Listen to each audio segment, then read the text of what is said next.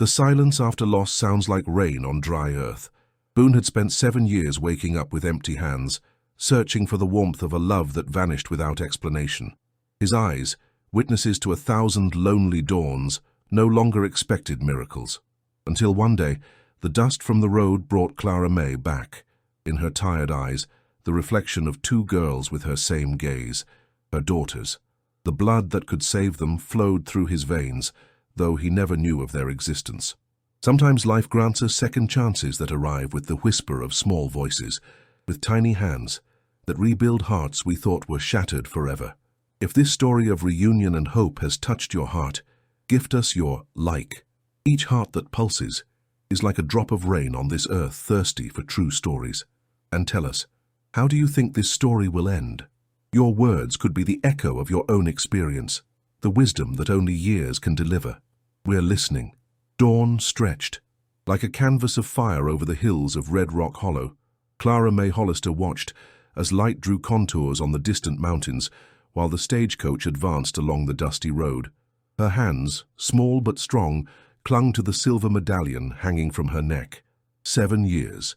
7 summers and 7 winters had passed since she left that place, taking with her more than memories.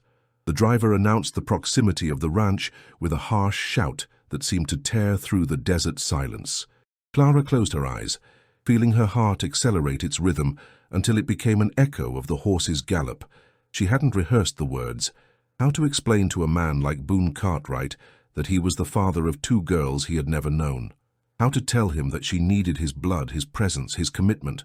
When the stagecoach stopped, the reddish dust floated in the air like a curtain separating past from present. Clara descended with measured, studied movements.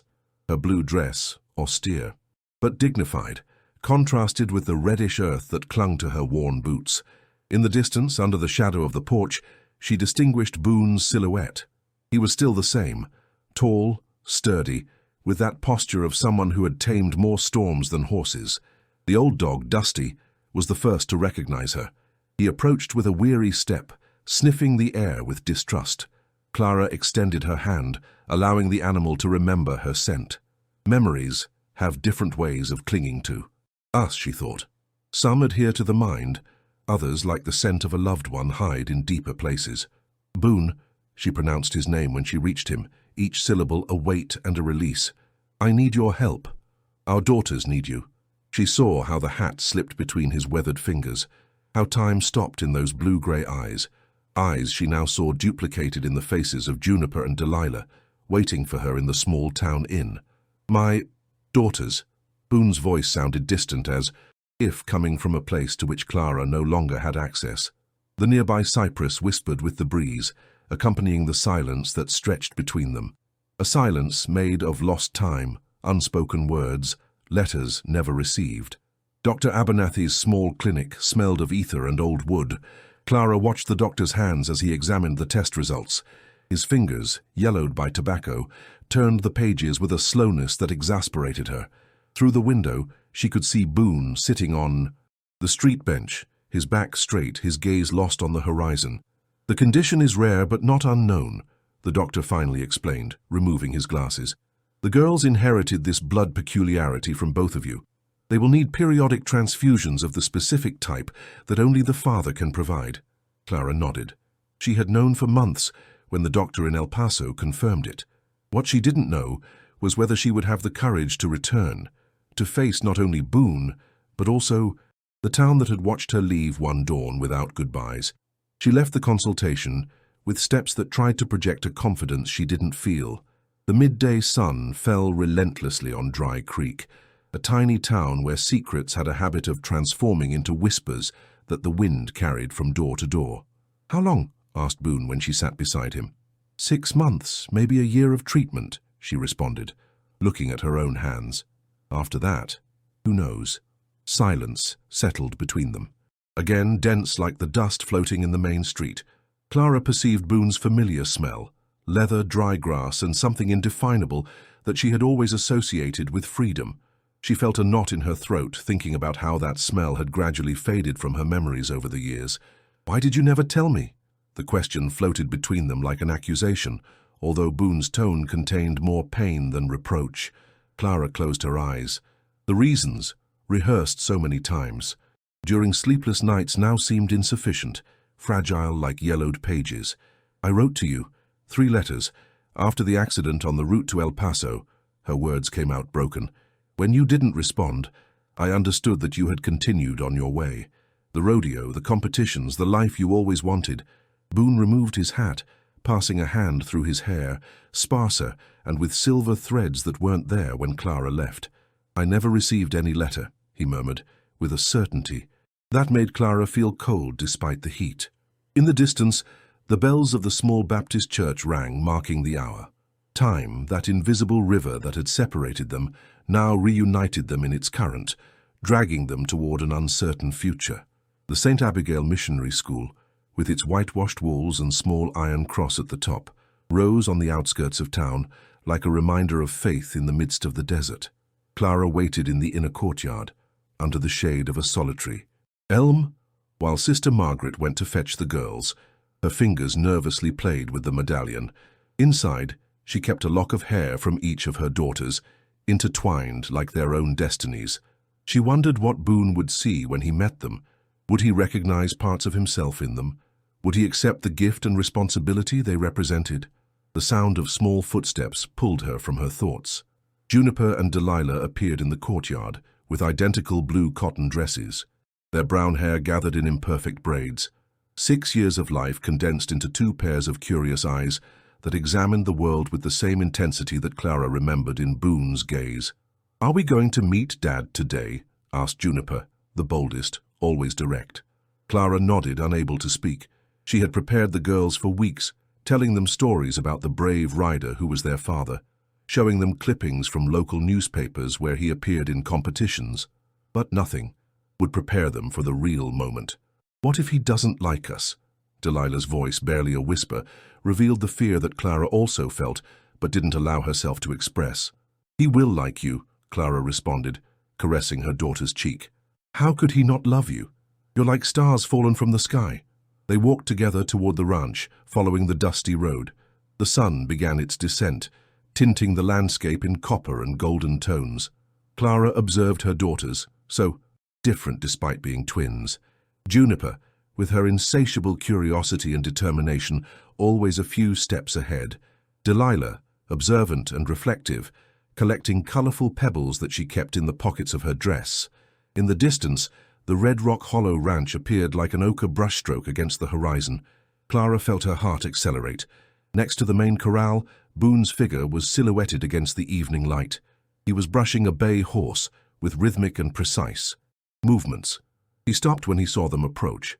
The brush remained suspended in the air for an instant before he let it fall gently. Clara perceived the exact moment when his eyes found the girls. A spark of recognition, followed by something deeper that she couldn't name. Boone removed his hat and approached with cautious steps, as if afraid of frightening them. He knelt before them, coming to their height. He observed them in silence, with an intensity that made Clara feel a knot in her throat. "Hello," he finally said, with a voice softer than Clara remembered. "I'm Boone. I guess I'm your father." Delilah partially hid behind Clara's skirts, but Juniper took a step forward, studying the man's face with unreserved curiosity. "You have my eyes," she declared with the absolute certainty of childhood. A smile, the first that Clara had seen on Boone's face since her return, transformed his features. "No," he responded. "You have mine. You had them long before I knew about you." And in that simple exchange, Clara saw something fragile and powerful being born. A bridge stretched over the abyss of lost years. The cabin that Boone offered them was situated on the eastern edge of the ranch, near the stream that meandered among the cypresses. It was a simple construction of wood and stone, with a small porch and windows that looked toward the distant hills. Clara recognized it instantly. It was the old foreman's house, where she and Boone had shared their first moments, together, before the world came between them. "I restored it last year," Boone explained as he opened the door. "I was planning to rent it to temporary workers during the cattle branding season." Clara entered, followed by the girls, who immediately began to explore the space with the curiosity typical of their age. The interior smelled of new wood and something indefinable that evoked times past. A pine table, 2 small beds in a side room, a cast-iron stove. the basics, without pretensions. "Thank you," said Clara, placing her travel bag on the table. "It's more than I expected." "What did you expect exactly, Clara?" Boone's question had sharp edges, contained but perceptible. She turned to look at him. He was standing by the door, as if not daring to venture further into the space that now belonged to her and the girls. The evening light cast elongated shadows on his face, highlighting the lines that time had etched at the corners of his eyes. "I didn't expect forgiveness," she responded honestly. "Just an opportunity for the girls." Boone nodded slightly.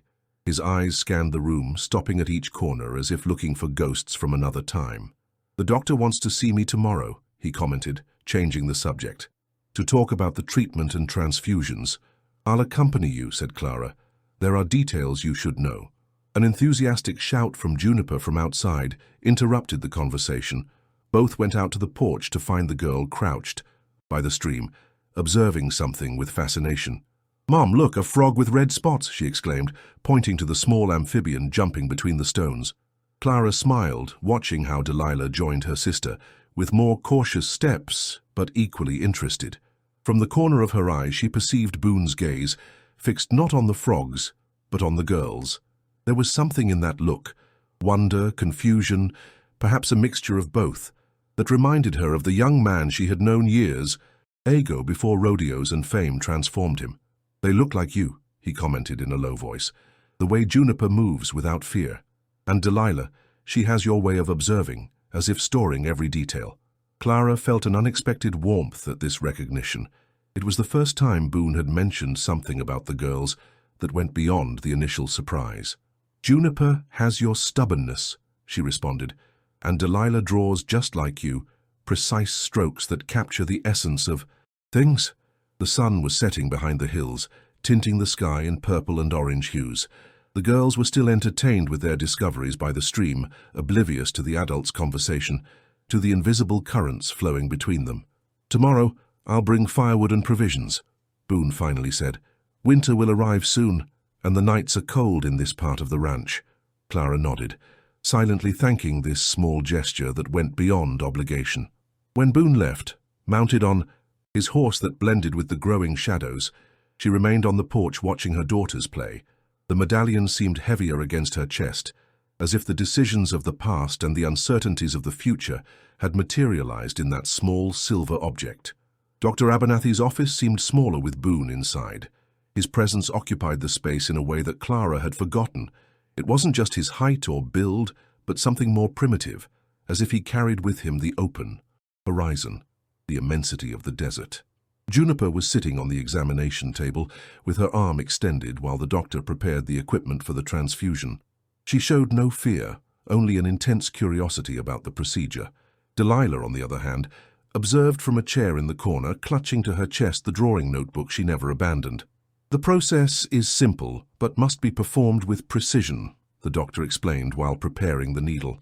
"The father's blood has specific properties that will help stabilize the girl's condition." Clara remained standing by the window, trying to control the anxiety she felt. She had witnessed many transfusions in the El Paso hospital, where she had worked as a nurse's aide, but never with her own daughters as patients. She watched as the doctor first inserted the needle into Boone's arm, who showed no reaction. The blood, red and thick, began to flow through the transparent tube. Clara couldn't help but think about how symbolic the moment was, that physical, tangible connection between father and daughter that had been absent for years. "Does it hurt?" asked Juniper, looking at Boone with inquisitive eyes. "No more than a colt's kick," he responded with a half-smile. "And I've received many." Clara noticed how Delilah leaned slightly forward, attentive to the interaction. The girl opened her notebook and began to draw with quick strokes, capturing the scene. The doctor's hands, her sister's profile, the imposing figure of Boone sitting next to the examination table. When the time came to insert the needle into Juniper's arm, the girl didn't flinch. Clara held her breath, but her daughter maintained her composure, with the same determination she showed when climbing trees or chasing lizards. "Brave like your father," murmured the doctor with approval. Clara exchanged a look with Boone. There was something new in his eyes, a mixture of pride and fear that she understood perfectly.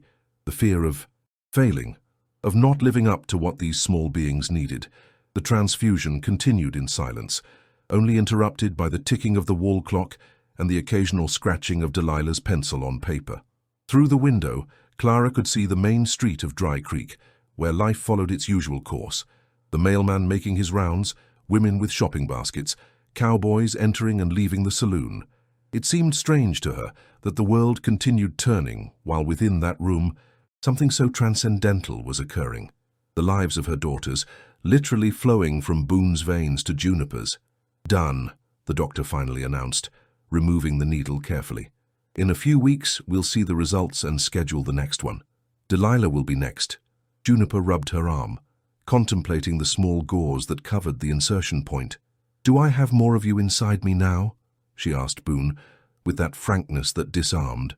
Clara saw how he was momentarily speechless. Then, with a gentleness that contrasted with his rough appearance, he responded, "You've always had a part of me inside you since you were born. This just reinforces it." Upon leaving the clinic, the mid-afternoon sun greeted them with an almost painful clarity. Clara adjusted the shawl over her shoulders, feeling a chill that had nothing to do with the temperature. "I have a competition in Amarillo next week," Boone commented as they walked toward the small inn where they had left the horses. 3 days. The prize could help with the treatment expenses. Clara nodded, understanding what he wasn't saying, that he remained a man divided between his new responsibilities and the life he had built during the years of separation. "The girls will be fine," she assured him. "Go, we understand." Their gazes met briefly. In Boone's eyes, Clara saw gratitude, but also something deeper, an unasked question about what would happen when the transfusions ended, when the girls were healthy. Would they leave again? Would they once more become strangers? Delilah gently tugged at Clara's sleeve, offering her the drawing she had made in the clinic. It was a portrait of the four: Boone, Clara, Juniper, and herself, connected by tenuous lines that seemed to flow from one to another like blood in the transfusion tubes. Clara took it with trembling hands, recognizing in those childish strokes a truth that she herself was just beginning to accept, that they were connected by something stronger and more ancient than their decisions or their mistakes. The news of her return spread through Dry Creek with the speed of a wildfire in dry season. Clara felt it in the looks that followed her while she bought provisions in the general store, in the whispers that were interrupted when she entered the church with the girls on Sundays. For a town that lived on routines and traditions, her presence was like a stone thrown into still waters, disturbing the surface, especially because she hadn't returned alone, but with 2 girls who unmistakably bore the Cartwright features in their faces. That morning, while hanging clothes in the backyard of the cabin, she perceived the sound of hooves approaching. It wasn't the familiar pace of Boone's horse, but another lighter, almost cautious one. Turning, she saw Martha Wilkins dismounting from her dapple-grey mare. The woman, some years older than Clara, had been the former sheriff's wife and now ran the post office. "Good morning, Clara May," she greeted with a smile that didn't reach her eyes. "I was passing by and thought I'd say hello. It's been so long." Clara nodded, offering her a glass of fresh water that Martha accepted with a gesture of gratitude. She watched as the woman looked discreetly toward the cabin, where Juniper and Delilah played under the porch's shade. "They're beautiful," she finally commented. "They have their father's eyes." There was something in her tone, a barely perceptible note, that put Clara on alert. Martha had been her mother's friend, but she was also known for her fondness for gossip and her relentless memory. "Thank you," Clara responded, keeping herself busy with the clothes. "They're adapting well to the ranch." Martha took a sip of water, studying the landscape with apparent disinterest. "You know, many people wondered why you left so suddenly. There were speculations." Clara felt her heart accelerate, but kept her face serene. The speculations had been part of the reason why she decided to leave 7 years ago. A small town could be as suffocating as a tomb for a woman who didn't fit into established molds. "Life sometimes leads us down unexpected paths," she responded, avoiding direct confrontation. Martha placed the glass on the porch table, taking a step closer. Her voice dropped to a confidential whisper. "Silas O'Doyle has been asking about you. He seems uneasy since you returned." Clara felt a chill run down her spine at hearing that name. Silas, Boone's best friend, his companion in rodeos, the man who had always viewed their relationship with suspicion. the man who, according to her suspicions, might have intercepted her letters. "I have nothing to talk about with Silas," she responded with a firmness that surprised Martha herself. The woman nodded slowly, as if confirming something to herself. "I just thought you should know," she said, retreating toward her mare. "This is still a small place, Clara May. Secrets have short legs." When Martha left, leaving behind a trail of reddish dust, Clara remained motionless by the clotheslines. The wind gently swayed the white sheets, creating a ghostly contrast against the intense blue sky. The girls' laughter came from the porch, oblivious to the underground currents flowing among the adults. Clara thought about the letters she had written to Boone, about the explanations and pleas she had entrusted to paper. Had they ever reached his hands, or had someone, like Silas, decided it was better to keep them apart? That night, after putting the girls to bed, Clara sat on the porch with a cup of herbal tea. The full moon illuminated the landscape with an almost supernatural clarity, drawing sharp shadows of the cypresses against the earth. In the distance, the lights of the ranch's main house shone like fallen stars. The sound of hooves alerted her again. This time she immediately recognized the steady rhythm of Boone's horse. She saw him emerge from the shadows, riding with that naturalness that had always fascinated her, as if he and the animal were a single creature. He dismounted with a fluid movement and approached the porch, removing his hat. He carried something in his hand, a package wrapped in cloth. "I found them," he said without preamble, sitting on the step beside her. "Your letters." Clara felt the air leave her lungs. She looked at the package that Boone placed between them. "Where?" "In the bottom of an old trunk, in Silas's house." Boone's voice contained a mixture of contained rage and sadness. "They were never opened." Clara extended a trembling hand toward the package. The paper was yellowish, the addresses written in her careful calligraphy faded by time. 3 letters, 3 lost opportunities to change the course of their lives. "I read them," Boone continued, looking into the darkness. "All of them. You explained about the pregnancy, about the accident in El Paso, about why you couldn't return then." Clara closed her eyes, feeling that tears threatened to overflow. 7 years of doubts and recriminations, of wondering if she had made the right decision in leaving, in raising her daughters alone until illness forced her to return. "Why would Silas have them?" she asked, although deep down she knew the answer. Boone sighed, passing a hand over his tired face. "He feared you would domesticate me, that I would abandon the rodeo circuit for a family life." His voice sounded hollow, devoid of the anger Clara expected. "He thought he was doing me a favor." Silence settled between them, full of lost possibilities and paths not taken. Clara observed Boone's profile outlined against the night. He was still beautiful in his rough, unpretentious way, but there was something different about him, a vulnerability she didn't remember. "What did you say to him?" she finally asked. "Nothing that can be repeated in front of our daughters," he responded, with a glimpse of the old spark in his eyes. "But I don't think he'll set foot on my ranch again." Clara nodded, understanding what this rupture meant for Boone. Silas had been like a brother for more than a decade, his companion in adventures and misadventures.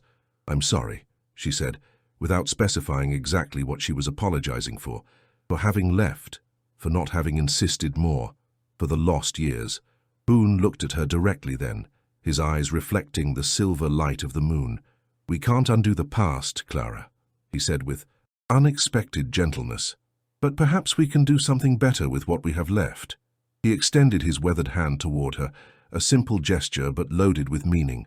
Clara took it, feeling the rough warmth of his skin against hers. It wasn't forgiveness, it wasn't a promise, but it was a beginning. A bridge stretched over the abyss of lost years. Juniper's scream pierced the morning stillness like lightning, causing Clara to drop the bread dough she was kneading. She ran outside, her heart pounding against her ribs. She found her daughter in the small corral, crouched beside Dusty Rose, the old chestnut mare that had belonged to Boone's mother. The animal lay on its side, breathing with difficulty. One of its hind legs had a deep wound, probably caused by barbed wire or a sharp stone. "She was like this when I came to give her an apple," Juniper explained with a trembling voice. "She can't get up, Mom." Clara knelt beside the animal, examining the wound with the experience, acquired during her years as a nurse's aide. It was serious but not fatal if treated in time. The mare recognized her, emitting a soft neigh of pain. Go to the main house, she instructed Juniper. Tell your father. Tell him we need the veterinarian and clean bandages. While the girl ran, Clara stroked the sweaty neck of the animal, whispering reassuring words. Dusty Rose had been special to Boone and his mother. She remembered how he had told her that it was the last gift his father gave to his wife before dying, a symbol of the promise that despite the harshness of ranch life, there would always be beauty in their days. Delilah appeared at her side, silent as always, with a bucket of fresh water that she placed near the mare's head. "Is she going to die?" she asked with that penetrating gaze that seemed to see beyond conventional answers. "Not if we can help it," Clara responded, appreciating the sensible presence of her younger daughter. "Can you bring some clean towels from the cabin?" The sound of a horse's hooves announced Boone's arrival, who dismounted before the animal had completely stopped. His face showed a concern that went beyond the material value of the mare. He knelt beside Clara, examining the wound with expert hands. "Juniper found her," Clara explained. "She must have injured herself during the night." Boone nodded, his jaw tense as he assessed the damage. "The veterinarian is in Cedar Creek until tomorrow," he said gravely. "We'll have to treat her ourselves." Clara understood the seriousness of the situation. If the infection spread, they could lose the animal. She stood up with determination. "I'll need boiling water, alcohol, bandages, needle and waxed thread," she listed, surprising Boone with her knowledge. "And someone to help me keep her still while I clean and sew the wound." He looked at her with a mixture of surprise and respect. "I worked at the El Paso hospital," she explained, answering the unasked question. "I saw many similar wounds. The principles are the same whether human or animal." The following hours passed in a synchronized dance of efforts. Boone held the mare, speaking to her in a low voice with words that only the animal seemed to understand. Clara worked with methodical precision, cleaning, disinfecting, sewing. The girls helped by bringing fresh water, holding instruments, watching with a mixture of fear and fascination. The sun reached its zenith and began to descend while they continued, working. Clara felt sweat sliding down her back, but she didn't allow herself to rest. Her hands moved with confidence, guided by a muscle memory she thought forgotten. "You learned well," Boone commented at one point, while she bandaged the now stitched leg. "You have a healer's hands." Clara didn't respond immediately, concentrating on securing the bandage. Boone's words had touched something deep in her, the memory of her mother, the town's healer, who had taught her the value of herbs and natural remedies long before she set foot in a hospital. "My mother used to say that healing isn't just in the hands, but in the intention," she finally responded, "in truly wanting the other to get better." Their gazes met over the mare's body. There was something new in Boone's eyes, a recognition that went beyond gratitude for helping his animal. When they finished, the sun had already set behind the hills. Dusty Rose was breathing more normally, although still weak. They decided it was best to spend the night in the stable to monitor her. Juniper and Delilah refused to return to the cabin without their parents, so they improvised a camp in the adjacent hayloft. Boone lit a small oil lamp that projected dancing shadows against the wooden walls. "Tell us a story, Dad," Juniper asked, curled up under a blanket with her sister. Clara watched as Boone hesitated, clearly unprepared for the request. She wondered how many times he had told stories in his life, if he had ever imagined having daughters to lull with tales. "I don't know many stories," he confessed, passing a hand behind his neck in a gesture that Clara remembered well. "At least, not ones appropriate for girls." "Tell us how you met Mom," Delilah suggested in a soft but determined voice. Clara held her breath. It was a story she had never fully shared with the girls, fearful of awakening longings she couldn't satisfy. Boone looked at Clara, as if asking permission. She nodded slightly, curious to hear how he remembered those days. "It was during the county fair," he began, sitting on a bale of hay. "I was competing in the rodeo. I was young and too confident. I was assigned to ride Black Tornado, a bull with a reputation for being untamable." The girls listened with bright eyes, completely captivated. "He threw me in less than 3 seconds," he continued with a self-critical smile. "I fell badly and dislocated my shoulder. In the fair's infirmary was your mother, helping the local doctor." Clara remembered that day with perfect clarity. The suffocating heat, the crowd's shouts, the young cowboy with blue-gray eyes who refused to show pain while she helped place his shoulder back in position. "She had the softest hands I had ever felt," said Boone, his voice acquiring a deeper tone, but firm. She relocated my shoulder with one pull, without warning. I think I fell in love at that moment, although it took me months to admit it. Juniper let out a little giggle, while Delilah observed her. Parents with an intensity that seemed to capture every unexpressed nuance. Your mother told me I was an idiot for trying to prove my bravery at the expense of my bones, Boone continued, with a spark of humor in his eyes. That true bravery was in knowing when to retreat. You didn't retreat, did you? Guessed Juniper. Not until years later, he confirmed, but I started visiting her every time I passed through town. I brought her small things, wildflowers, pretty stones, once an abandoned puppy I found on the road. Clara felt a knot in her throat, remembering Pepper, the small mixed-breed dog that had been her companion until shortly before leaving Dry Creek. And then what happened? Insisted Delilah, perceiving there was more story to tell. Boone looked at Clara, a silent question in his eyes. How much to say? How to explain to 6-year-old girls the complexity of adult decisions, the paths that fork, the promises that aren't kept? Then Clara intervened, saving Boone from the dilemma. Life took us down different paths for a time, but something stronger than us kept us connected. Love? Asked Juniper, with the innocence of childhood. Clara smiled, extending a hand to caress her daughter's hair. Love, she confirmed, and you, who are proof that some connections never completely break. She looked at Boone as she said these words. Under the flickering light of the oil lamp, she saw something in his eyes that she hadn't noticed before. Not only regret for the lost time, but also a spark of hope for the time that might be to come. The annual Tucker County Fair arrived with the first cool wind of October, bringing with it the aroma of cotton candy, fresh hay, and the promise of competitions that would define reputations for another year. For Clara, it represented a full circle, the same fair where she had met Boone 11 years ago. The morning of the inauguration, Juniper and Delilah could barely contain their excitement as Clara braided their hair with colorful ribbons. It was their first fair, and the stories they had heard about the games, animals, and sweets had fed their imagination for weeks. Will Dad compete today? Asked Juniper, as Clara adjusted the collar of her blue dress. In the roping competition, Clara confirmed. He's one of the best. Will he win? The girl insisted, with that unshakable faith in the infallibility of her newly discovered father.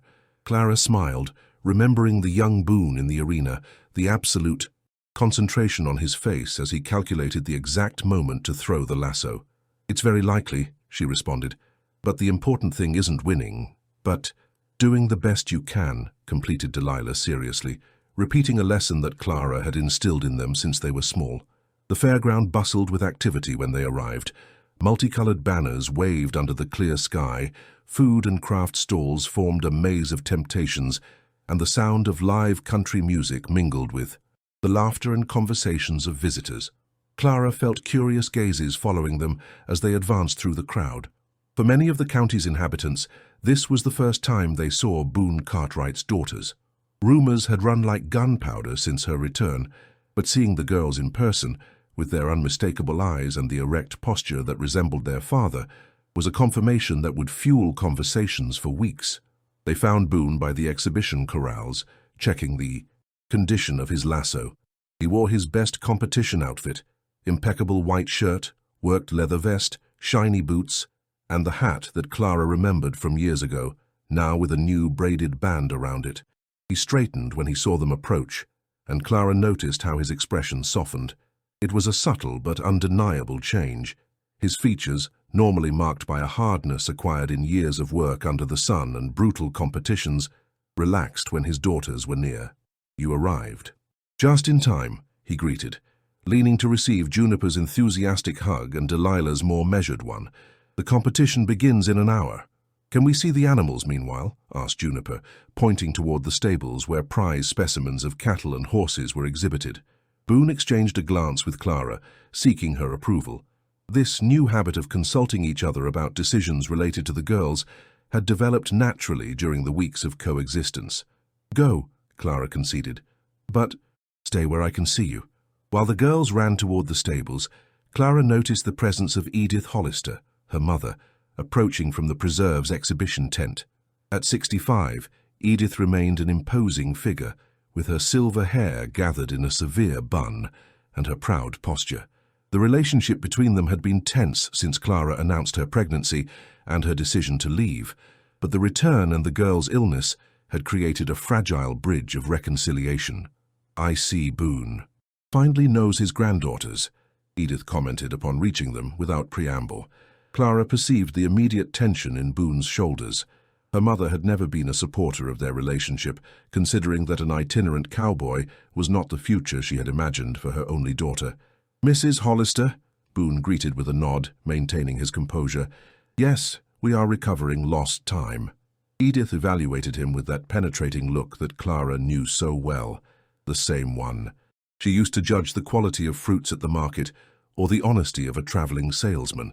"Time that wouldn't have been lost if circumstances had been different," she replied, with a barely disguised edge in her voice. Clara intervened before the conversation entered dangerous territory. "Mom, have you seen the girls? They're enthusiastic about their first day at the fair." The mention of her granddaughters visibly softened Edith's expression. "I saw them running toward the stables," she responded. And then, addressing Boone with a slightly warmer tone, "Juniper has your determination. Yesterday I found her trying to tame the barn cat using techniques she could only have inherited from you." A fleeting smile crossed Boone's face at the image. "And Delilah has Clara's artistic sensitivity," he added. "The drawings she makes capture more than simple shapes." Edith nodded, as if confirming something she already knew. "I have something for you," she said, searching in her embroidered bag. "Something you perhaps should have seen a long time ago." She extracted a worn envelope and handed it to Boone. Clara immediately recognized its contents. They were the photographs her mother had taken of the girls over the years, from newborns until shortly before their return to Dry Creek. "I sent some anonymously," Edith confessed, now addressing Clara. "I couldn't bear the thought that he wouldn't know what his own daughters looked like, regardless of what had happened between you." Clara felt a mixture of surprise and gratitude at this revelation. Her mother, always so strict and apparently inflexible, had tried in her way to maintain a thread of connection between Boone and his daughters. Boone opened the envelope with hands that Clara noticed were slightly trembling. His eyes scanned the images. Juniper and Delilah as newborns, wrapped in blankets knitted by Edith, taking their first steps in the backyard of the El Paso house, blowing out candles on their 4th birthday, riding a pony for the first time at the neighboring farm. "I received them," he finally said with a hoarse voice, "but I never knew who they were. I thought perhaps they were children of an acquaintance who wanted to share happy moments." Clara observed his profile as he contemplated the photographs, the way his jaw tensed when containing emotions he rarely allowed to surface. "Thank you, Mrs. Hollister," he added, carefully storing the envelope in the inner pocket of his vest, close to his heart. Edith nodded with dignity, as if they were sealing a silent pact.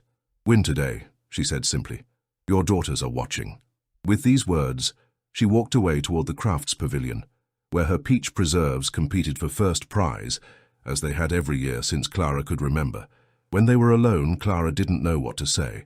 The revelation that her mother had maintained this secret link for years had left her speechless.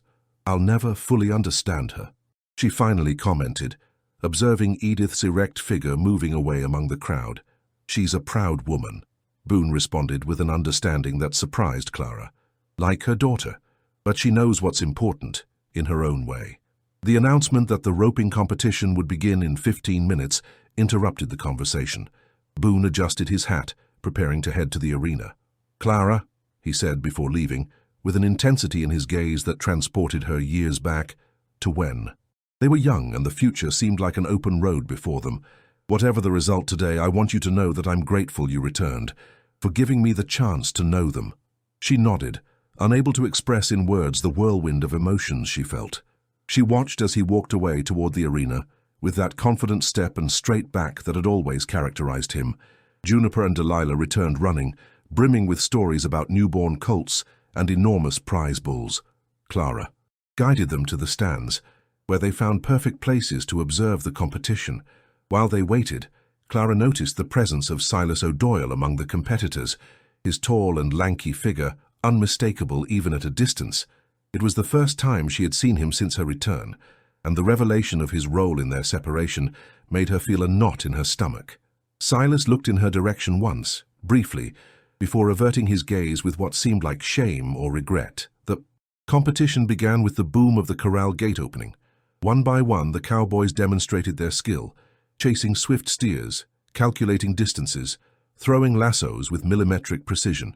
Clara watched attentively each movement, recognizing techniques and styles she had admired in her youth. When Boone's turn came, an expectant silence spread through the stands. His reputation preceded him. 3 times state champion, known for his almost supernatural speed and precision with the lasso. "Look, Mum, it's Dad!" exclaimed Juniper, standing on the wooden bench. Clara saw how Boone searched with his gaze among the crowd until he found them. An almost imperceptible gesture, a touch to the brim of his hat, was his silent greeting before concentrating on the task. What followed was a demonstration of skill that drew ovations from the audience. Boone and his horse moved as a single entity, anticipating each turn of the steer, maintaining perfect tension in the rope. The lasso flew, describing a perfect arc in the air, and captured the animal's front legs with a precision that seemed to defy the laws of physics. The timer stopped. 6.2 seconds. A new record for the fair. The stands erupted in applause. Juniper jumped with excitement, while Delilah applauded with a radiant but contained smile. So different from her sister, and so similar to Clara in her youth. When Boone left the arena, victorious, with the lasso rolled over his shoulder and a barely contained smile on his lips, Clara felt a warmth expanding in her chest. It wasn't just pride in his triumph, but something deeper, the certainty that despite the lost years and separate paths, there existed between them a bond that neither time nor distance had managed to completely break. And as she watched her daughters run toward their father, who received them by leaning down to embrace them amidst the dust and applause, Clara allowed hope, that fragile emotion she had kept at bay for so long, to bloom again in her heart. The sky dawned with a leaden tone that Clara immediately recognized. She had lived enough years in that region to know how to read the signs. A sandstorm was approaching. The air had that particular quality, dry and electric, that made the hairs on the back of the neck stand up and animals become restless in their stables. From the cabin window, she observed how the horizon was gradually tinted a yellowish color, blurring the line that separated earth from sky. The low, dense clouds seemed to contain not water, but pulverized earth, ready to unleash itself on the valley. "Everything will need to be secured," she murmured to herself, mentally calculating the necessary tasks to prepare. The girls were still sleeping, curled up together in the small bed they shared. After the excitement of the fair, they had fallen exhausted the night before. Clara observed them for a moment, grateful that they could rest before the agitation the day would bring. She went out to the porch with a steaming cup of coffee between her hands. The wind had already begun to increase, bringing with it the characteristic aroma of disturbed earth and dry vegetation. In the distance, she glimpsed Boone's figure emerging from the main stables. He too had recognized the signs and was preparing. She saw him heading toward the cabin, walking against the wind that agitated his shirt and forced him to firmly hold his hat against his head. When he reached the porch, his eyes reflected the concern Clara felt. "It's going to be big," he said without preamble, accepting the cup of coffee she offered. "The animals are restless. I've reinforced the stables, but you should come to the main house. This cabin is too vulnerable." Clara nodded, recognizing the wisdom of the suggestion. The main house, built by Boone's grandfather, was solid as a fortress, designed to withstand the worst inclemencies of the Texan desert. "I'll wake the girls," she agreed. "I'll prepare the essentials." "I'll help you," Boone offered, finishing his coffee in one gulp. "We don't have much time." They worked in silence, with the efficiency of those who know the urgency but don't yield to panic. Clara gathered medicines, warm clothing, Delilah's drawing notebook, the small wooden horse that Juniper had received as a prize at the fair. Boone secured windows, collected tools from the yard, brought inside the firewood that had been stacked next to the porch. When she woke the girls, the sky had darkened even more, acquiring a coppery tone that tinted the room with a strange, almost supernatural light. "What's happening, Mom?" asked Delilah, always the first to perceive changes. "A sandstorm is coming," Clara explained calmly. "We're going to spend the day in the big house with Dad." The mention of the main house immediately awakened Juniper's interest. Although they had been at the ranch for weeks, they had never been inside the main residence where Boone lived. For the girls, that Two-story building with its wide porch and shuttered windows represented a fascinating mystery. While they dressed and hurriedly ate breakfast, Clara perceived the growing intensity of the wind. The nearby cypresses bent as if performing a frantic dance, and small clouds of dust began to form by the corral fences. Boone returned with the covered wagon. They loaded their essential belongings and climbed in, protecting their faces with handkerchiefs against the dust that already floated in the air. Like a reddish mist, the journey to the main house, normally a brief and pleasant walk, became a struggle against increasingly hostile elements. The wind howled around the wagon, threatening to tear off the protective canvas. The horses advanced with difficulty, neighing nervously at the gusts that transported sand and small branches. Clara kept the girls embraced against her, their small bodies tense from a mixture of fear and excitement. She observed Boone's concentrated profile as he guided. The horses, his hands firm on the reins, his eyes narrowed against the sand that was beginning to increase. The house rose before them like a refuge in the midst of the growing storm. Boone stopped the wagon as close to the entrance as possible and quickly helped Clara and the girls to descend and enter, before taking care of leading the horses to the adjacent stable. The interior of the house was warmer and more welcoming than Clara expected. Despite being the residence of a single man, it showed touches that spoke of a home, not simply a place to sleep. Framed photographs on the walls, a rocking chair next to the fireplace, books aligned on shelves of polished wood. The girls explored the space with barely contained curiosity, while Clara deposited their belongings by the door. The roar of the wind against the windows created an atmosphere isolated from the outside world, as if the house were an island in the midst of a raging sea. Boone returned minutes later, shaking the sand from his hair and clothes. "We arrived just in time," he commented, firmly closing the door behind him. "Visibility is almost zero now." Clara nodded, helping him secure the interior shutters. Through the slats, she could see how the outside world had transformed into an ochre chaos, where contours blurred and sounds were drowned by the constant howl of the wind. "How long will it last?" she asked, thinking of the girls' medicines that had been left in the cabin. "Perhaps until tomorrow," Boone responded, lighting lamps to counteract the premature darkness. "The worst usually subsides during the night when the temperature drops." Delilah approached one of the windows, watching fascinated the terrifying spectacle that was developing outside. "It's as if the world disappeared," she commented with a quiet voice that made Clara and Boone exchange a look. "It doesn't disappear," Boone responded, kneeling beside her. "It just hides for a time, and when the storm passes, it will be different. Some things will have changed place, others will be covered, but everything will still be there." Delilah looked at him with those penetrating eyes that seemed to understand hidden meanings in the simplest words. "Like us," she said, with a wisdom that startled Clara. "We were hidden from you, but we still existed." Boone was momentarily speechless, touched by the depth of the observation. Finally, with a gentleness that Clara had rarely seen in him, he responded, "Yes, exactly like that. And now that I've found you, I don't intend to lose sight of you again." The storm intensified during the following hours, converting the day into a strange twilight where time seemed suspended. Juniper discovered an old checkers game in a cabinet, and soon she and Boone were engrossed in games that the girl invariably lost but faced with renewed determination. Clara and Delilah settled near the fireplace, where Clara began to tell her stories of her childhood in that same valley, before she knew Boone, before life led her down unexpected paths.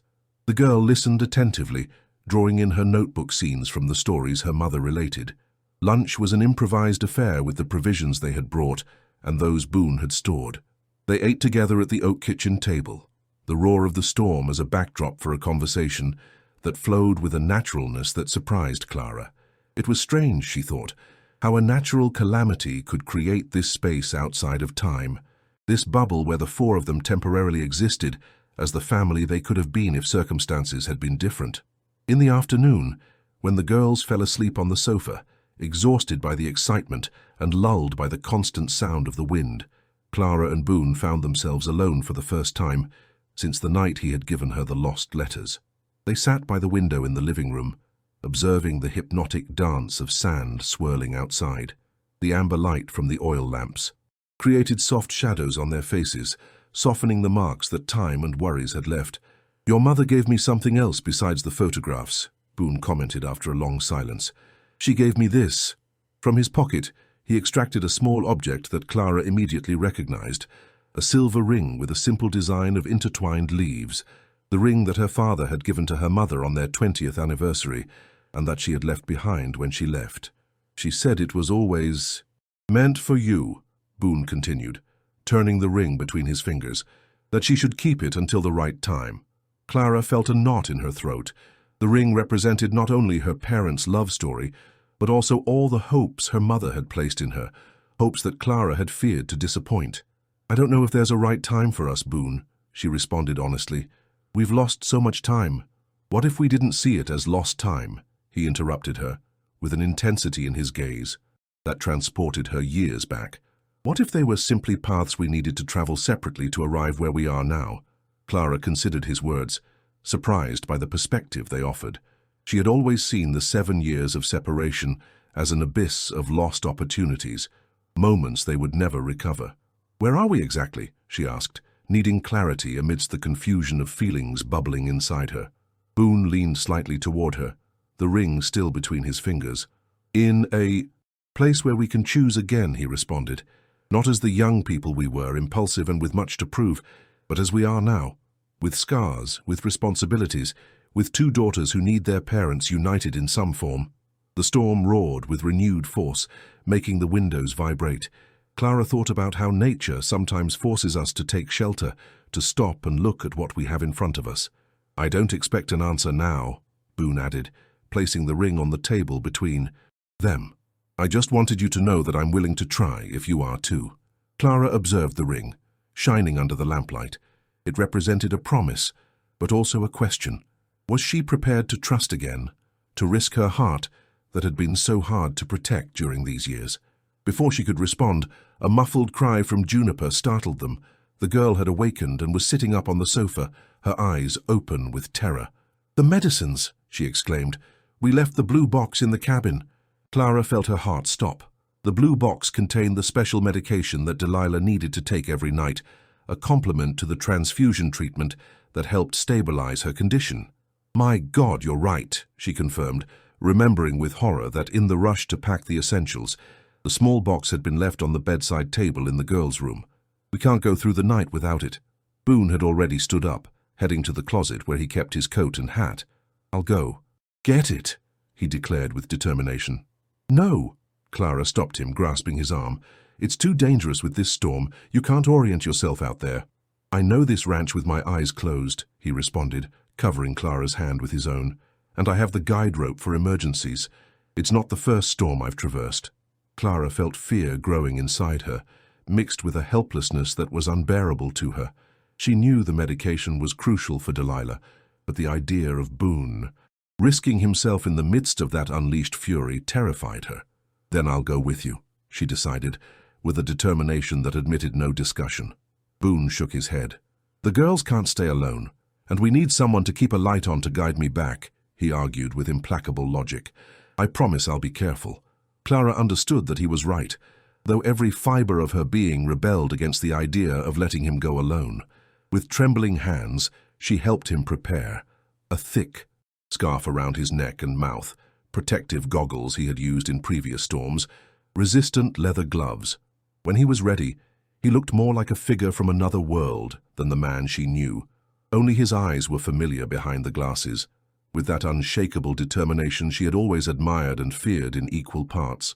"Keep the lamp in the east window," he indicated, securing the guide rope to his waist and the other end to a hook by the door. "I'll be back before you know it." Clara nodded, unable to speak. The girls observed the scene with big eyes, understanding the gravity of the situation. Juniper clung to her sister's hand, who remained unusually pale. Before opening the door, Boone paused for an instant. He turned to Clara and, in an unexpected gesture, leaned to place a light kiss on her forehead. "For good luck," he murmured, and then went out, facing the unleashed fury of the desert. The door closed behind him with a dry thud that seemed to seal a silent promise. Clara hurried to place the most powerful lamp in the window facing east, toward where the cabin was located. The girls joined her, their small, anxious faces pressed against the glass, trying to distinguish their father's figure in the chaos of sand that had engulfed him. "He'll come back, won't he, Mum?" asked Delilah in a small voice. Clara hugged her daughters against her, feeling how the medallion that hung from her neck seemed to pulsate with its own life, like a third heart beating, next to theirs. "He'll come back," she affirmed with a conviction that was born from the depths of her being. "Your father always finds his way back home." And while the storm continued lashing the ranch, transforming the familiar landscape into an unknown and hostile territory, Clara understood with crystal clarity that regardless of what the future held, Boone Cartwright had once again become an essential part of her life, and that of her daughters, and that she, perhaps without realizing it, had begun to consider him once again part of her home. The silence that followed dawn was almost as overwhelming as the roar of the storm. Clara observed from the porch of the main house how the sun rose over a transformed landscape. Dunes where before there had been flat terrain, trees partially buried, corrals half buried under mounds of reddish sand. Boone's footprints returning to the house the previous night, exhausted but triumphant with the small blue box of medicines, had already been erased by the last gusts of wind, as if that act of bravery had been a dream that existed only in the memory of those who witnessed it. Now he slept, recovering from the superhuman effort that venturing into the midst of the storm had meant. The girls also rested, curled up together in the guest room, Delilah already stable thanks to the medication her father had rescued. Clara held between her fingers the silver medallion that hung from her neck. She had opened it, contemplating the intertwined locks of her daughter's hair that she kept inside, an amulet that had accompanied her since the twins' birth, her talisman during the years of solitude and doubt. "My mother had a similar one." Boone's voice, hoarse from sleep and dust, startled her. She hadn't heard him approach, barefoot on the porch boards. "I know," she responded, remembering the gold medallion that Boone's mother always carried with her, with a lock of hair from her only son and another from her deceased husband. "She inspired me to make this one." Boone sat beside her on the porch step. The early sun cast long shadows before them, and the earth seemed to exhale vapor in the growing clarity. "May I see it?" he asked, extending his hand. Clara hesitated for an instant before removing the chain and placing the medallion in Boone's weathered palm. She watched him open it carefully, observing the intertwined locks, one light brown from Juniper and another slightly darker from Delilah. "When they were born, and I held them for the first time, I cut a lock from each," Clara explained, remembering that moment of happiness tinged with sadness due to Boone's absence. "I wanted to always have a part of them with me, no matter what happened." Boone nodded, understanding the profound meaning of the gesture. With the same delicacy with which he would treat a wildflower or a bird's nest, he closed the medallion and held it a moment longer before returning it. "Last night, while searching for the way back, through the storm I thought about this," he confessed, pointing to the medallion that Clara was placing back around her neck. "About how you carried our daughters with you all this time, keeping them safe, caring for them alone." Clara perceived the tone of regret in his voice, the guilt that still tormented him despite knowing that the circumstances of their separation had been manipulated by others.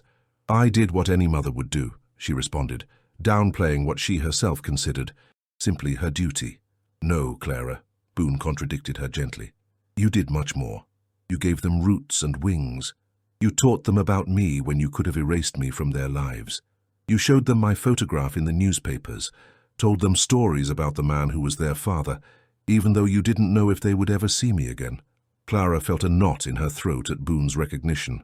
After so many years feeling insufficient, questioning every decision made in solitude, his words acted as a balm for wounds she thought healed, but that remained open. "I wanted them to know they came from something good," she explained, watching how the sunlight transformed the grains of sand into tiny diamonds scattered on the ground. "That they had a legacy, even if you weren't physically present." Boone extended his hand toward her, a simple gesture but loaded with meaning. Clara took it, feeling the rough warmth of his palm against hers. "I've been thinking about what you said last night about the lost time," he continued, his eyes fixed on the horizon where the sun continued ascending. "And I think you were right, but not in the way you imagined." Clara waited, sensing that Boone needed to find the exact words to express what he felt, a process that had always been difficult for the man of action that he was.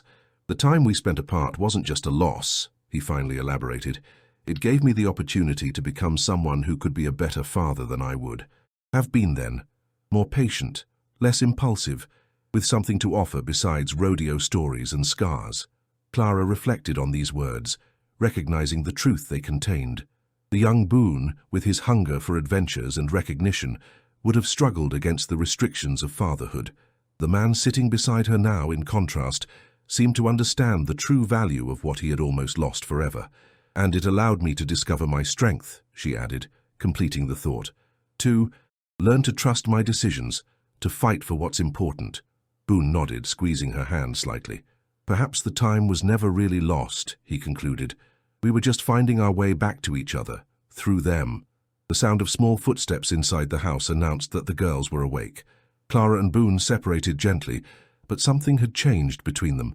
An invisible bridge stretched over the abyss of years and absences. "Dad! Mom! Come see!" Juniper's excited voice came. From inside, upon entering, they found the girls looking out the living room window, pointing toward the main corral. Among the mounds of sand, a familiar figure moved with difficulty.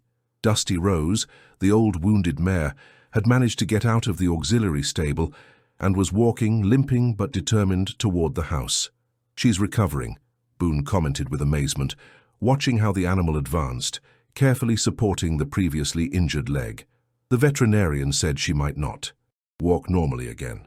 "Some spirits are too strong to give up," Clara responded, thinking about how that mare, a symbol of the shared past between her and Boone, seemed to embody the resistance and capacity for recovery that they had all demonstrated. They went out together to meet the animal, the girls running ahead with the renewed energy of childhood. Clara and Boone followed at a more measured pace, aware that the storm had passed but its effects would remain visible for a long time, transforming the landscape, creating new paths where before there was only barren land. Like their own lives, Clara thought, transformed by forces they couldn't control, but emerging from the tempest with new possibilities, new paths to explore together. The letter arrived on a Tuesday, transported by the weekly mail that connected Dry Creek with the rest of the world. Clara recognized it immediately. The letterhead of the Seattle General Hospital, the neat calligraphy of Dr. Wilson, who had initially treated the girls and recommended the return to Texas when he discovered the genetic connection necessary for the treatment. She held it in her hands for a long time before opening it, sitting on the porch of the cabin to which they had returned after the storm. The envelope weighed like lead between her fingers, despite containing only a few sheets of paper. Finally, breathing deeply, she broke the seal and extracted the letter. "Dear Mrs. Hollister, it is with great pleasure that I inform you that your application for the position of supervising nurse in our new pediatric wing has been accepted. Your references from El Paso Hospital, combined with your experience in specialized care, make you the ideal candidate for this position. Likewise, I am pleased to inform you that we have reserved 2 places for your daughters in our experimental treatment program for hereditary blood disorders. The preliminary results are very promising, and we believe they could benefit enormously from this approach. The annual salary, as detailed on the attached page, is considerably higher than the regional standard, and accommodation would be included during the first 6 months while you establish yourself in the city. We await your response before the end of the current month. In case of an affirmative response, we would appreciate if you could join us at the beginning of December. Sincerely, Dr. Harold Wilson, Medical Director." Clara let the sheets rest on her lap, while her gaze was lost on the horizon. The offer she had once dreamed of, which represented financial security and the best medical options for her daughters, now presented itself as an impossible crossroads. 3 months ago, she would have accepted without hesitation. Now, with the roots that were beginning to take hold again in Dry Creek, with Boone rediscovering fatherhood day by day, with the girls flourishing in that environment that connected with their deepest heritage, the decision became heartbreaking. The sound of hooves approaching pulled her from her musings. Boone was returning from town, where he had gone to buy supplies and medications. He dismounted with that fluid movement she had always admired and approached the porch, carrying bags of provisions. "I got everything on the list," he commented, depositing the packages by the door. "And Dr. Abernathy says the results of the latest tests are good. Delilah's condition is stabilizing." He stopped upon noticing Clara's expression and the letter on her lap. Something in his posture changed, tensing imperceptibly. "Bad news?" he asked cautiously. Clara slowly shook her head, unsure how to qualify the content of the letter. "It's from Seattle Hospital," she explained, extending the sheets for him to read himself. She observed his face as he scanned the lines, seeing how his features went from curiosity to understanding, and finally to an expression she couldn't fully interpret, a mixture of resignation and determination. "It's a great opportunity," he finally said, returning the letter with a measured gesture. "The experimental treatment could be exactly what the girls need." Clara searched in his eyes for something more than the polite words, something that would reveal his true feelings at the prospect of her and the girls leaving again. "It is," she confirmed, carefully folding the letter and reintroducing it into the envelope. "But it's not so simple now." Boone sat beside her on the porch, maintaining a prudent distance that Clara found painfully significant. "Why not?" he asked softly. "If it's best for Juniper and Delilah." "Because now they have a father," Clara interrupted, finally expressing what weighed on her heart. "A father who loves them, who risks his life in the midst of storms to find their medicines, who teaches them to ride and braid ropes. I can't simply tear him from their lives now that they've learned to love him." Boone remained silent for a long time, contemplating his own hands, weathered by years of work with cattle and horses, hands that now also knew how to braid Delilah's hair or applaud the jumps that Juniper made over hay mounds. "The decision must be yours, Clara," he finally said. "I've always known this arrangement could be temporary. The girls need stability, the best possible treatment, a future with more opportunities than this ranch can offer them." Clara perceived the effort it cost him to pronounce these words, the implicit sacrifice in each syllable. "What if I didn't have to choose?" she asked, an idea slowly forming in her mind. "What if there was a way for the girls to receive the treatment without us having to separate again as a family?" Boone looked at her with a mixture of hope and confusion. "What do you propose?" Clara breathed deeply, ordering her thoughts before expressing them. "Dr. Abernathy mentioned they're building a new hospital in San Antonio, with a specialized wing for blood disorders," she explained. "It won't be as advanced as Seattle's, but it's much closer. We could investigate if they offer similar treatments." She saw how Boone's expression slightly brightened at this possibility. "And meanwhile," she continued, "I could write to Dr. Wilson explaining our situation. Ask him if there's a way for the girls to participate in the experimental program without needing to move permanently to Seattle. Perhaps periodic visits, remote consultations. Would you do that?" asked Boone, incredulity mixing with something deeper in his voice. "Would you give up the position they're offering you?" Clara reflected on the question, on what it meant in terms of her own future, of the financial security she had always yearned for herself and her daughters. "I'm not sure I'm giving up anything," she finally responded. "Perhaps I'm just choosing a different path, one where my daughters can have both their parents in their lives." Boone extended his hand toward her, a gesture that had become familiar in recent weeks, a bridge between the spaces that still separated them. "Whatever your decision, I want you to know that I'll support it," he said, with a conviction that Clara felt resonating in her own heart. "If that means I must travel to Seattle every month for the transfusions, I'll do it. If it means selling part of the ranch to finance treatments, I'll do it without hesitation." Clara took his hand, feeling the strength and commitment that simple contact transmitted. "I won't make any hasty decision," she promised. "We'll investigate all options, talk with the doctors in San Antonio, consult with Dr. Wilson about alternatives. And we'll talk with the girls," Boone added. "They're small, but they have the right to understand what's at stake, to express how they feel." Clara nodded, grateful for the sensitivity Boone demonstrated toward his daughter's feelings. It was one of the many qualities she had discovered in him during these weeks of coexistence. His capacity to seriously listen even to the most childish concerns, to validate emotions that other adults dismissed. The sun was beginning to descend toward the horizon, tinting the landscape in golden and coppery tones. In the distance, Juniper and Delilah were returning from their daily exploration around the ranch, loaded with colorful stones and curious branches they had collected. Clara observed her daughters approaching, so different and so complementary. Juniper, walking, decidedly in front, Delilah following her with more measured but equally sure steps.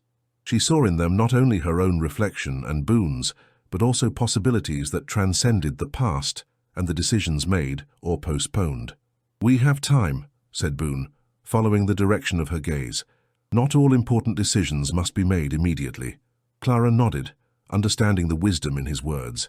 Time, which once had been her enemy, separating them with its relentless current, now presented itself as an ally, a space to explore possibilities, to heal wounds, to build bridges over the abysses that still remained between them. "Time," she repeated, savoring the word like a promise. "It's just what we need." And as the girls approached, excitedly showing their found treasures, Clara felt that the medallion against her chest seemed lighter, as if sharing the burden of decisions had somehow magically and inexplicably relieved it. The aroma of cinnamon and cloves permeated the kitchen of Edith Hollister's small house on the outskirts of Dry Creek. Clara watched her mother knead the dough for the cookies she always prepared when something important needed to be discussed. It was a family ritual. Important conversations always occurred over a table with freshly baked cookies and steaming cups of tea. The girls played in the backyard under the shade of the old walnut tree, their laughter reaching in gusts through the open window. Edith looked at them occasionally with an expression that Clara had learned to recognize, pride mixed with an almost imperceptible melancholy. "I've read the Seattle letter," Edith finally said, breaking the silence as she sprinkled flour on the dough. "You left it on your dresser." Clara wasn't surprised. Her mother had always had a special ability to find information that wasn't voluntarily shared with her. "It's a good offer," Edith continued, her hands never stopping in their labor. "Better than Dry Creek could ever offer you." Clara nodded, recognizing the truth in those words. The position in Seattle represented not only financial security, but also respectability and professional recognition, things her mother had always desired for her. "It is," she confirmed, "but there are more factors to consider now." Edith raised her gaze, her eyes the same hazel tone as Clara's, studying her intensely. "You mean Boone," she said, not as a question, but as a statement. "I mean the girls finally having their father in their lives," Clara gently corrected. "The stability they're finding here, the roots they're putting down." Edith sighed, cleaning her hands on her apron before sitting across from her daughter. Her face, marked by decades under the Texan sun and the weight of raising a daughter alone after being widowed young, showed a resolution that Clara knew well. "I've seen how Boone is with them," she admitted. "He's not the irresponsible boy I feared he would be when you fell in love with him. He has changed." Clara felt a wave of gratitude at this recognition. Her mother had never been generous with her approvals, especially when it came to Boone Cartwright. "We've all changed, Mom," Clara continued. "Time and circumstances have molded us into different people than we were when we separated."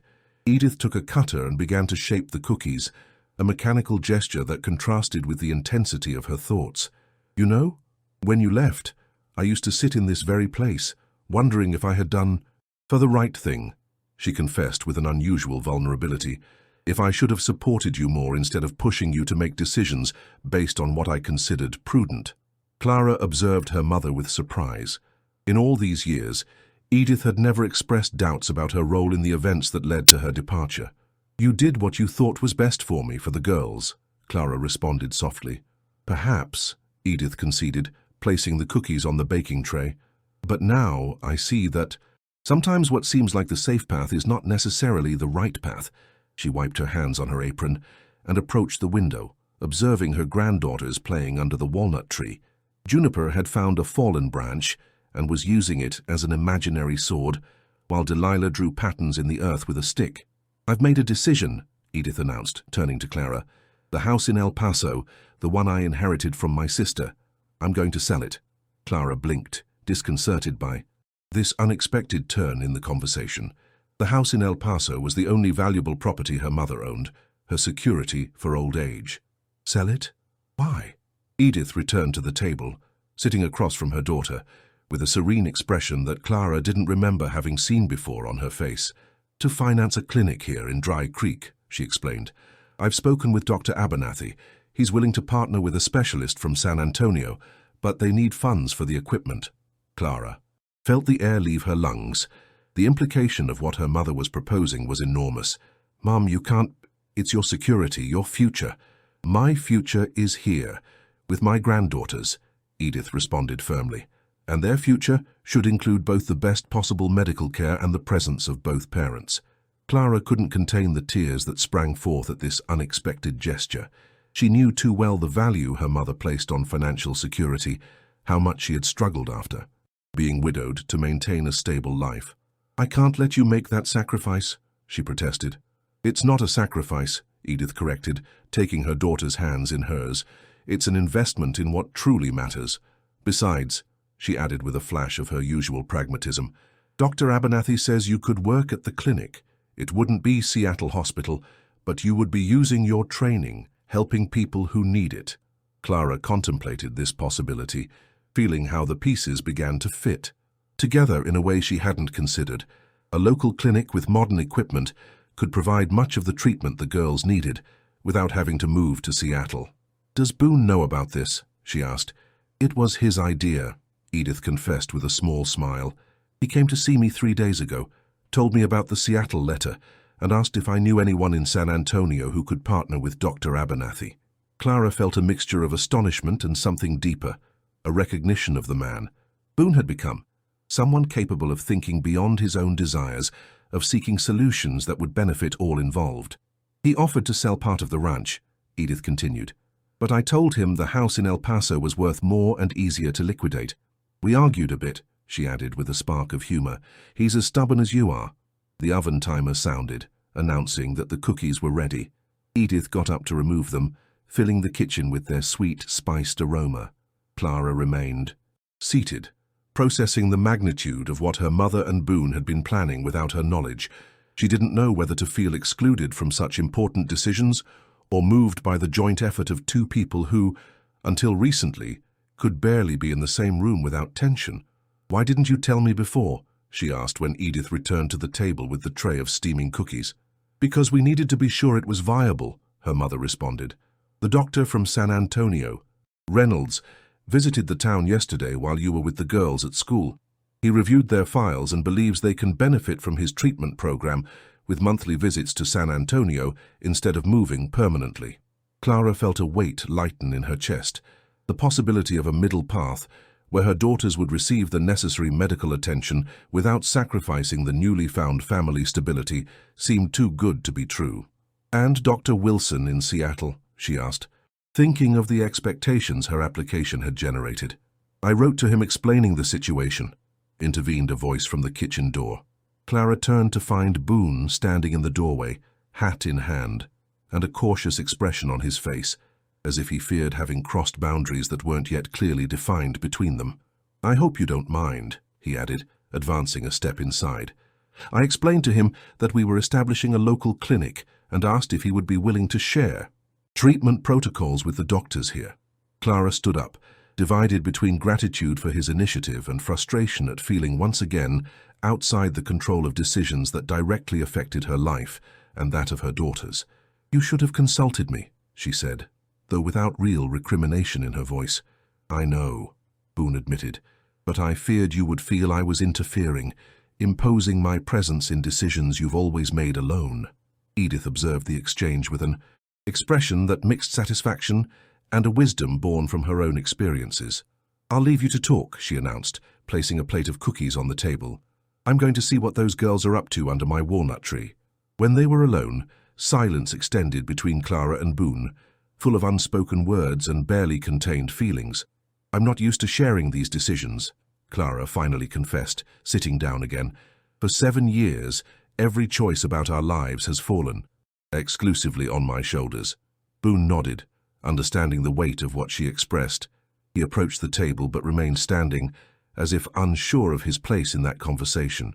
"I don't intend to usurp your authority as a mother," he clarified. "I just want to be part of the solution, not another problem you must face alone." Clara felt something soften inside her at the sincerity in his voice. "Sit down," she invited, indicating the chair across from her. "Tell me exactly what you've planned with my mother and the doctors." And so, sharing freshly baked cookies and cups of tea that cooled as they talked, Clara listened as Boone had spent the last weeks investigating options, contacting specialists, seeking alternatives that would allow the girls to receive the best possible treatment without uprooting them again. What moved her most weren't the practical details, though they demonstrated a thoroughness she didn't associate with the Boone she had known years ago, but the underlying motivation, his determination to be a present father, to compensate for the lost years not with gifts or grandiose gestures, but with a daily and sustained commitment. Dr. Wilson responded this morning, Boone concluded, pulling a telegram from his pocket. He's willing to collaborate with Reynolds. He says the program they're developing in San Antonio is promising, and that with the right equipment, the girls could receive treatment comparable to Seattle's. Clara took the telegram, reading the words that confirmed what Boone had just explained. A sensation of vertigo invaded her, possibilities opening where before she only saw dead ends. This could work, she murmured, more to herself than to Boone. It could, he confirmed. It won't be easy. There will be trips to San Antonio, adaptations to everyone's routine, difficult moments. But it's viable. Clara raised her gaze, meeting Boone's eyes, which observed her with a mixture of hope and apprehension. "Why are you doing all this?" she asked, needing to hear the answer, though she believed she knew it. Boone didn't respond immediately. He stood up and approached the window, observing Edith, who had now joined the girls' game, teaching them how to use the branch as a measuring stick instead of a sword. "Because for years I've competed for medals and applause, seeking a type of recognition that never really filled the void," he finally said, his voice low but clear. "And in a few weeks with them, with Juniper climbing on my shoulders and Delilah showing me her drawings, I found something that no rodeo arena could ever give me." He turned to look at Clara, his face more open and vulnerable than she remembered ever having seen it. "And because, despite all the time and distance, I never stopped thinking about you," he added with a simplicity that disarmed all the defenses Clara had built, "about what we could have been if circumstances had been different." Clara felt her heart accelerate. At this confession, for years she had kept her own feelings locked away, protecting herself from the pain that came with loving someone she believed had forgotten her. "I'm afraid, Boone," she admitted, "afraid to trust, to believe that this time will be different, that we won't separate when difficulties arise." He approached the table again, sitting down and extending his hands toward her, palms up, in a gesture of offering. "I'm afraid too," he confessed, "of not being good enough, of failing. You as a father and as a—" he paused, searching for the right word, "as a companion if you give me that chance."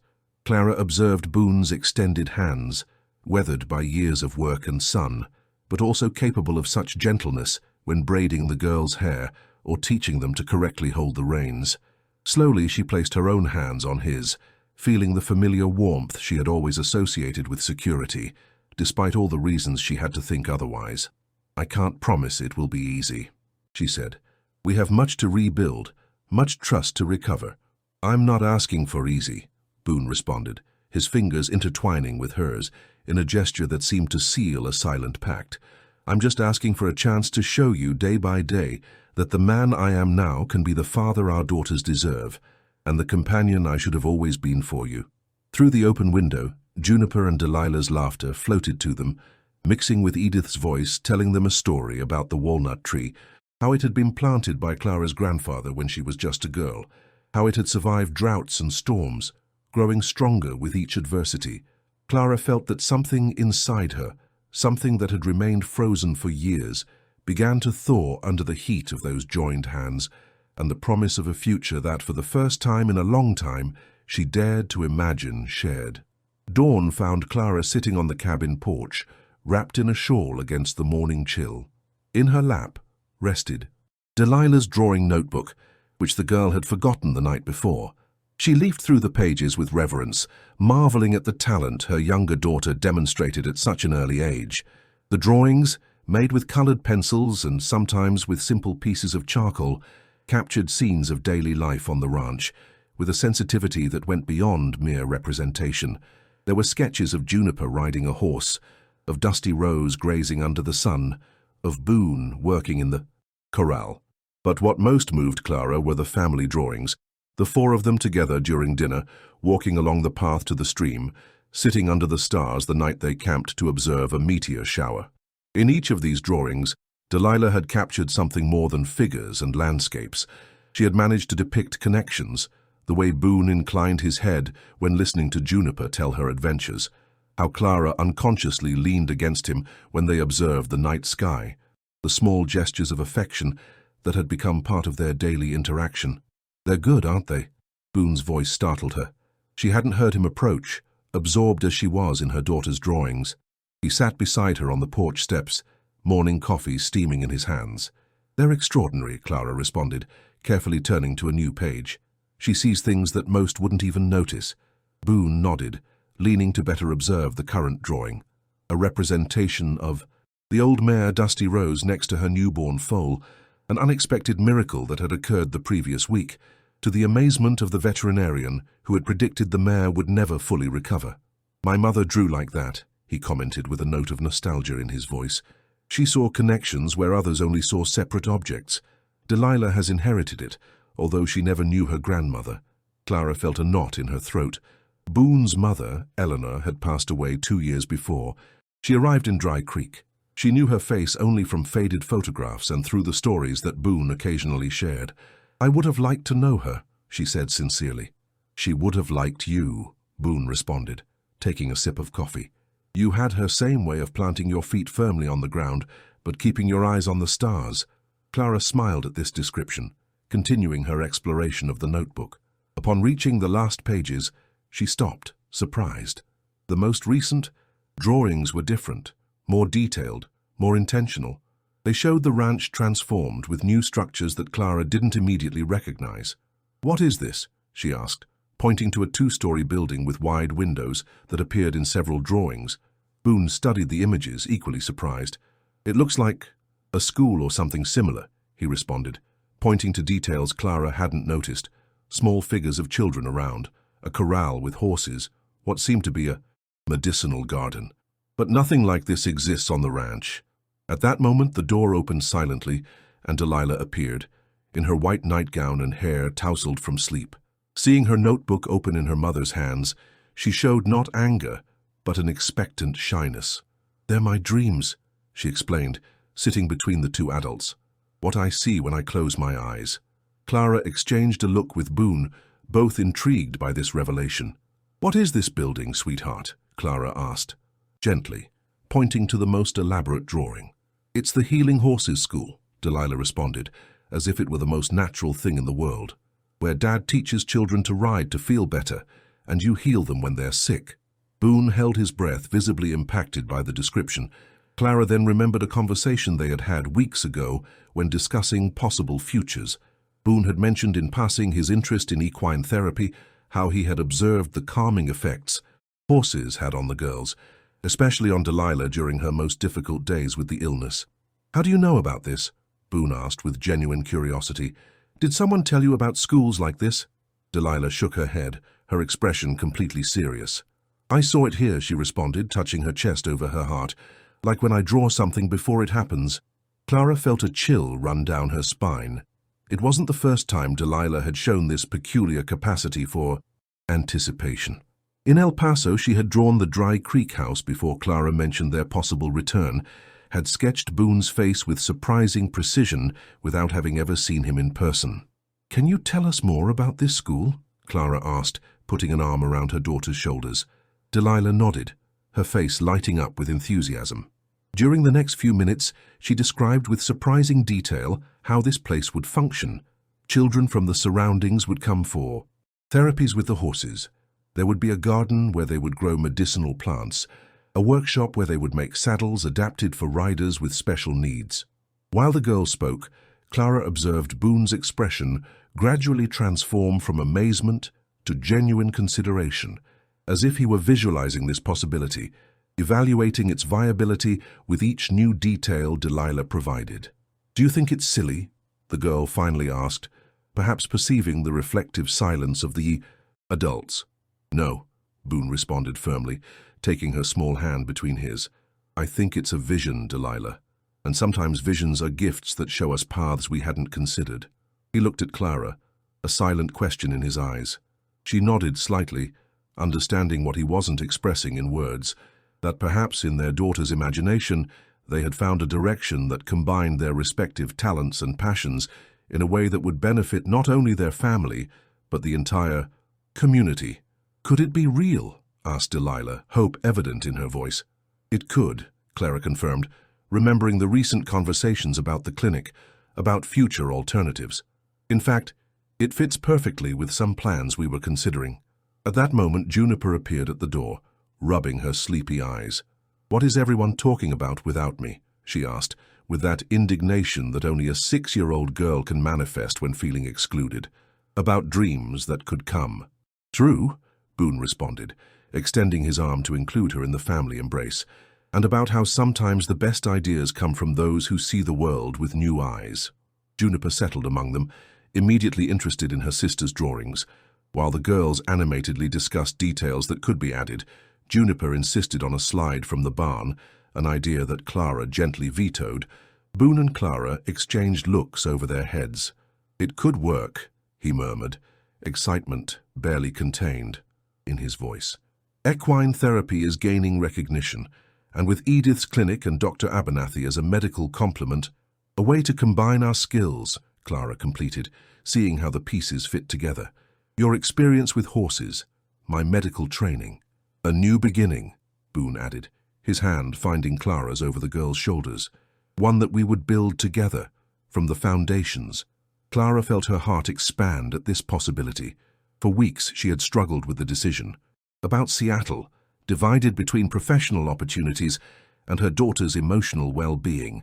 Now, through Delilah's eyes and talent, a path presented itself that didn't require choosing between career and family, between stability and growth. "We would need a name," she commented, letting herself be carried by the current of possibilities. "Red Rock Healing Ranch," Juniper immediately exclaimed, always the first to offer ideas. "Or maybe something simpler," Delilah suggested with her usual reflection. "Like Roots and Wings." Clara and Boone looked at each other, surprised by the depth of the suggestion. It was perfect. It captured exactly what they wished to offer, both to their own daughters and to the children who could benefit from this project. Roots that would provide stability and belonging, wings that would allow them to rise and overcome limitations. "Roots and wings," Boone repeated, savoring the words. "I like how it sounds." The sun had completely risen over the horizon, bathing the porch in a golden light that seemed a favorable omen. Clara observed her small family gathered on the steps, Juniper gesturing enthusiastically as she described how she would teach children to ride. Delilah adding new details to her visionary drawing, Boone listening to them with genuine attention, respecting each idea, however fanciful. And she knew, with a certainty that settled in the depths of her being, that the Seattle letter would receive a grateful but negative response. Her place was here, her future intertwined with this reddish earth, and these people who, against all odds, had found their way back to each other. Later, when the girls returned inside to dress, Clara and Boone remained on the porch, contemplating the ranch that stretched before them, now transformed by the shared vision that was beginning to take shape in their minds. "Do you think we're crazy to consider this?" Clara asked, momentary doubt showing through her enthusiasm. Boone smiled, that slow and genuine smile that had returned to his face in recent weeks, erasing years of solitude and regret. "Probably," he admitted, "but sometimes madness is simply the courage to follow a path that others can't see yet." He took her hand, intertwining their fingers in a gesture that had become natural between them, a physical bridge that reflected the deeper reconnection that was occurring. "Besides," he added, his eyes reflecting the same blue sky that stretched infinitely above. If there's something I've learned in these months, it's that there's no better compass than a child's heart, and our daughters' hearts seem to clearly point in this direction." Clara nodded, resting her head slightly against Boone's shoulder, allowing herself this small gesture of intimacy that would have been unthinkable weeks ago. "Then it's decided," she murmured. "We'll follow this vision, step by step, and see where it leads us." And as the ranch awakened around them, with the familiar sounds of cattle in the distance and birds in the nearby cypresses, Clara felt that for the first time in many years, the future was not something she should fear or meticulously plan to protect against its onslaughts, but an open horizon, full of possibilities they could explore together. The November sun painted long shadows on the red earth as Clara walked along the path connecting the main house with the new structure rising on the eastern hill of the ranch. The building, too, Stories with large windows and a porch that surrounded the entire perimeter was the materialization of the dream, drawn by Delilah 6 months earlier. She carried in her hands a carved wooden box, its weight light but significant. Inside rested symbolic objects that would be buried under the young oak they would plant that afternoon in the official inauguration ceremony of the Roots and Wings Center. The path meandered among cypresses and mesquites, offering occasional glimpses of the stream that now flowed generously thanks to the autumn rains. Clara stopped a moment, observing how light filtered through the branches, creating dancing patterns on the ground. She breathed deeply, savoring the aroma of moist earth and vegetation, so different from the dust and dryness that had received her return almost a year ago. So much had changed in that time. Regular transfusions and the treatment developed in collaboration between the doctors from San Antonio and Seattle had stabilized the girl's condition. The local clinic, financed by the sale of Edith's house and equipped with modern technology, attended not only to Juniper and Delilah, but to dozens of patients from nearby communities who previously had to travel hours to receive specialized care. And then there was the center, the culmination of months of planning, construction, and learning. What had begun as the visionary drawing of a 6-year-old girl had transformed into a pioneering institution that combined equine therapy, medical care, and education for children with special needs. Upon reaching the hilltop, Clara contemplated the panorama that stretched before her. The main building, with architecture that mixed traditional ranch elements with modern innovations, dominated the space. Around it, circular corrals for therapy sessions, a small stable with access ramps for riders with reduced mobility, and the extensive medicinal garden that she herself had designed and planted with Edith's help. In the central area where they would soon plant the oak, Boone supervised the final preparations for the ceremony. Clara observed him interact with the workers, his posture relaxed but attentive, so different from the constant tension that characterized him when she returned to Dry Creek. He saw her approach and excused himself to the men, walking to meet her with that smile that still, after months of renewed coexistence, made her heart skip a beat. "Are they ready?" he asked, nodding toward the box. Clara carried. "Everything is here," she confirmed. "Delilah's original drawings, seeds from my mother's walnut tree, the medal from your last competition, Dusty Rose's first horseshoe after her recovery, and this." She slightly opened the box, showing the silver medallion that for so many years she had worn against her chest, containing locks of her daughter's hair. "Are you sure?" asked Boone, knowing the sentimental value of the object. "You've worn that medallion since they were born." Clara nodded, carefully closing the box again. "I no longer need to carry it with me to feel them close," she explained. "They are here, flourishing before our eyes every day. The medallion belongs to the foundations of this place, which was born from love for them." Boone looked at her with that intensity she had learned to recognize as his way of communicating emotions that words couldn't adequately contain. He extended his hand, lightly touching Clara's cheek in a fleeting but meaningful caress. "The girls are with my mother in the kitchen," he informed, changing the subject, "preparing cookies for after the ceremony. I think there's more dough on their faces than on the trays." Clara smiled, imagining the scene. The relationship between Edith and Boone had gradually evolved toward a mutual respect that sometimes bordered on genuine affection, especially when it came to the girls' well-being. "Have the guests arrived?" she asked, adjusting her blue dress, specially chosen for the occasion. "Most of them," Boone confirmed. "The mayor, Doctors Abernathy and Reynolds, the families of the first children will attend to. Even Silas came." Clara raised her gaze, surprised. Silas O'Doyle, whose actions had contributed to their separation years ago, had maintained distance since the confrontation with Boone. His presence at the inauguration was unexpected. "He came to apologize again," Boone explained, correctly interpreting her expression. "He brought 2 colts as a donation for the program. Good specimens, gentle and well-trained." Clara nodded, understanding the meaning of this gesture.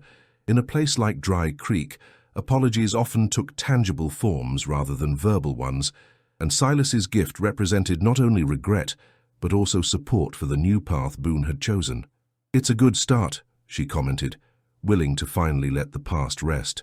"We all deserve second chances."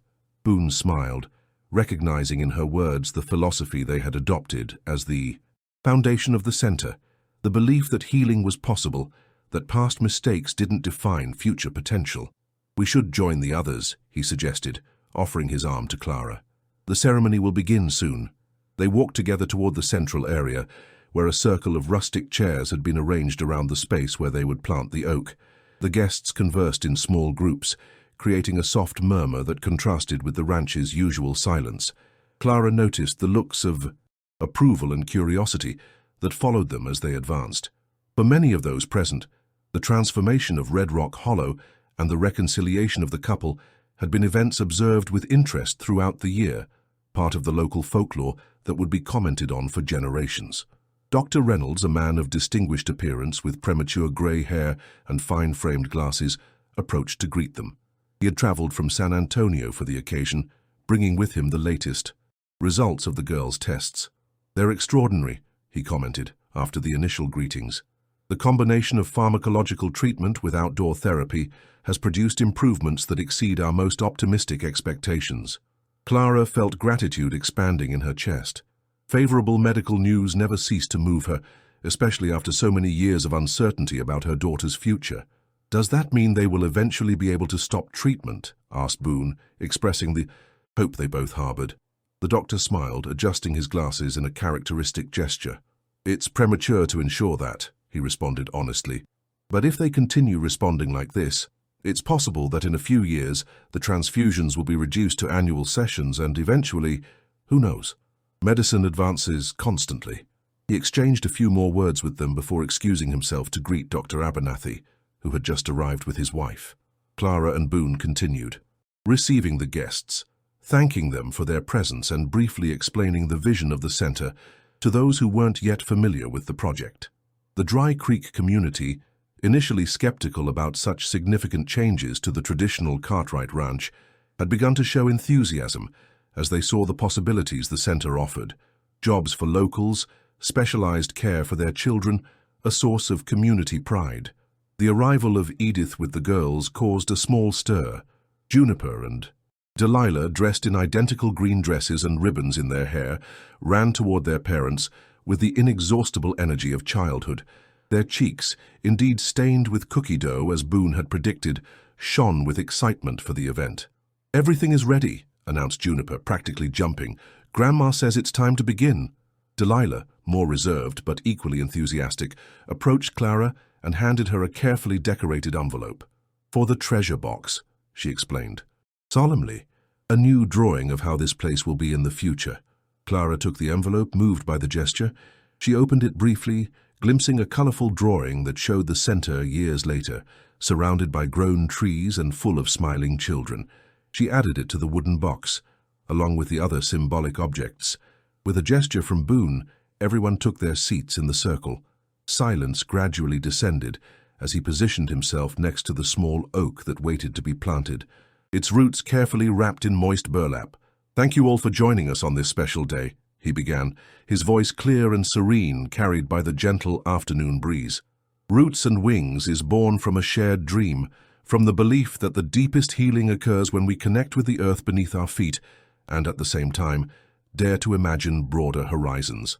Clara observed the people gathered, neighbors who had watched her grow up and leave, new friends made since her return, professionals who had trusted in their vision enough to join the project. All of them in some way had contributed to this moment.